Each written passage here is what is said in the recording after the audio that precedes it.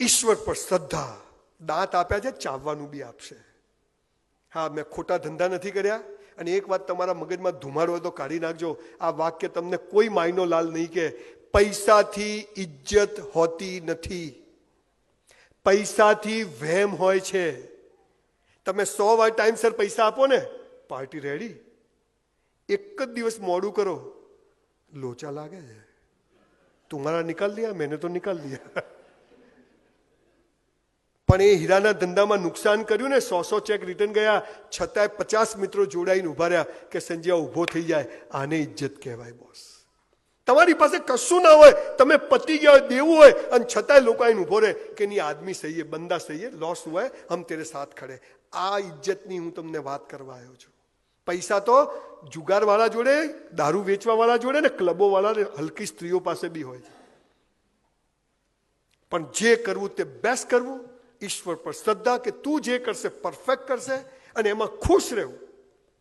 એ હીરાના ધંધામાં નુકસાન ના થયું હોત તો કન્સ્ટ્રક્શનમાં ના આવ્યો. કન્સ્ટ્રક્શનમાં ખૂબ પૈસા કમાયા પછી એમ થયું કે આ બધું બેકાર છે, ચલો સમાજ માટે કરીએ, તો યુનિવર્સિટીનો વિચાર આવ્યો. તો જે બધું ખોટું થતું ગયું એમ કરતાં કરતાં એક સરસ માણસ હું તૈયાર થઈ ગયો. મારી બા મને રેશન કાર્ડની ગાંઠોવાળી ખાંડ ખવડાવતી જ્યારે અમે સ્કૂલમાં હતા. પામોલીન તેલ ઘરમાં આવતું હતું. અત્યારે સનફ્લાવરના 12 મહિનાના ડબ્બા લઈને મૂકીએ છીએ. એ પણ સમય હતો, આ પણ સમય છે.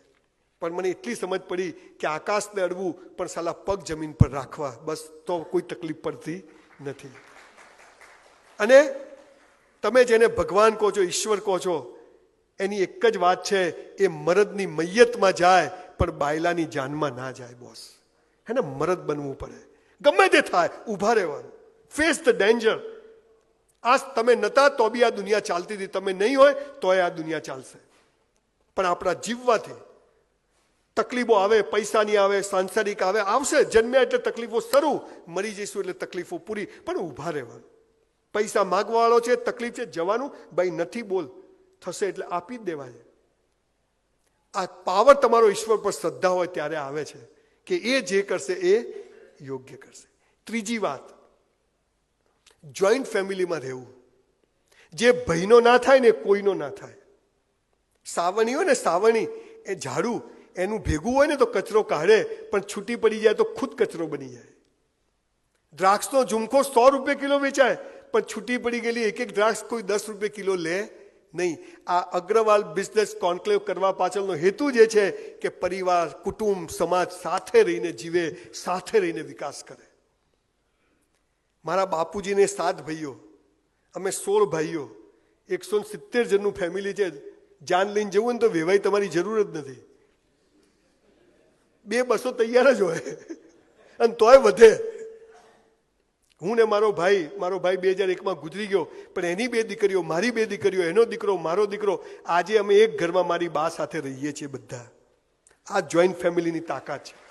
પણ એ ભાઈ મરી ગયો, આજે 20 વર્ષ થયા, પણ એ ભાભીને કે દીકરીઓને કોઈને ઓશિયાળાપણું નથી. હું કોઈ અહેસાન નથી કરતો, આ મારો ફરજ છે, મારો ધર્મ છે. તમને કહું છું, કોઈ ભાઈઓ વચ્ચે મન મટાવ હોય, આજે ગળે મળી લેજો, જતું કરજો. અરે ગળે મળીને ખીચડીમાંથી ધળે તો થાળીમાં, સાલું રહેતો ઘરમાં. કોઈ બહાર વાળો કરી જાય છો ને, ભાઈ લઈ ગયો, આ ભાવ પેદા થાય ને તો એ ત્યાં સુધી પહોંચે છે. આને કહેવાય સંપ. અને ત્રીજી વાતમાં સૌથી મહત્વની વાત, જેના માટે મેં આ 2000 સેમિનાર કર્યા, મારું ગળું 70% ખલાસ થઈ ગયું છે. મને ડૉક્ટરે ના પાડી કે તમે 20 મિનિટથી વધારે બોલતા નહીં. હું 1.5 કલાક બોલું છું. જીવી લીધું છે. 58 વર્ષ ત્યાં કશું બાકી નથી. ખરાબમાં ખરાબ સમય બી જોયો અને ચાર્ટર લઈને બી ફર્યો અને મસ્ત જીવન જીવી લીધું છે. ભગવાન લઈ લે કે હેડ કોઈ બાકી જ નથી. એક આ યુનિવર્સિટી બાકી છે, હું નહીં બનાવું, વેવાઈઓ બનાવી દેશે, લઈ જાય, હેડ કોઈ વાંધો નથી.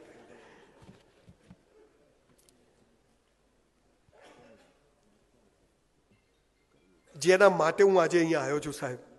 ત્રીજી વાત શું છે? તમારે પ્રગતિ કરવી છે, સુખી થવું છે, ધંધામાં પ્રગતિ કરવી છે, મોઢું ઊંઘમાં હસતું આવે એવું રાખવું છે. તો ત્રીજો નિયમ છે, રોજ મા બાપને પગે લાગો. તમારાથી કેટલા લોકો લાગો? Just rays your hand. આટલા લોકો જોડે ફોટો પડાવીશું. જે લોકો નથી લાગતા એને પ્રણામ કે તમે સાચું બોલ્યા, સાલા ઝૂકેગા નહીં. પાછો દિવાળી પર લાગે તો કેવી રીતે પેલી રિક્ષાને હેન્ડલ મારતો હોય ને. સાહેબ, ભગવાન જમીન પર આવ્યો નથી, આવવાનો નથી, એની તાકાત નથી, એટલે એને મા બાપનું સર્જન કર્યું અને મા બાપથી આપણને પેદા કર્યા. આપણો ભગવાન કોણ? આ દુનિયામાં માત્ર માત્ર માત્ર માત્ર માત્ર ને માત્ર મા બાપ જ ચાહે છે કે તમારી પ્રગતિ થાય. બાકી કોઈ ચાહતું નથી કે તમારી પ્રગતિ થાય. કોઈ ચાહતું નથી. બધા ડફોળ બનાવવાની વાતો છે. સાહેબ, આજ આપ સમાજ આટલો સુખી છો. તમારી ત્રીજી ચોથી પેઢી લોકોને પૂછજો, ફાટેલી સાડીઓ 2 મહિના પહેરી હશે, લહેંગાને થીગડા મારીને પહેર્યા હશે, નાના ગામમાંથી મજૂરી કરીને શહેરમાં. હું તો ઘણા અગ્રવાલોની આખી હિસ્ટ્રી જાણું. અને એ જ છોકરાઓ મોટા થઈ અને મા બાપને એમ કહે છે કે તમને બોલતા નથી આવડતું, તમને રહેતા નથી આવડતું. આવા છોકરાઓને ઊંધા કરીને પીછવાડામાં ગોળીઓ મારવી જોઈએ. સાહેબ, આપ ચાહો છો કે હું અગ્રવાલ સમાજમાં ફરીથી આવું કોઈ વાર, બીજી વાર એવું ચાહો છો? વર્ષમાં એકવાર ચોક્કસથી આવીશ, તમે બોલાવશો તો. પ્રોમિસ, કલાક કથા કરવા આવીશ. પણ આપણે તમારી બી એટલી પ્રોમિસ જોઈએ કે આજ પછી અહીંયા જેટલા લોકો બેઠા હોય એ મા બાપને પગે લાગતા હોય એટલા જ લોકોને અહીંયા બેસાડવા, બાકી બધા જય શ્રી કૃષ્ણ. તો શું કરવું પડે? આજથી મા બાપને પગે લાગવું પડે? અરે હું તો કહું સાહેબ, મા બાપને પગે ના લાગો તો તમારી મરજી, પણ સાલો એવો કોઈ ધંધો ના કરવો કે આપણા મા બાપને કોઈને હાથ જોડવા જવું પડે. એવું કોઈ કામ કરવું નહીં સાહેબ, ગમે તે થઈ.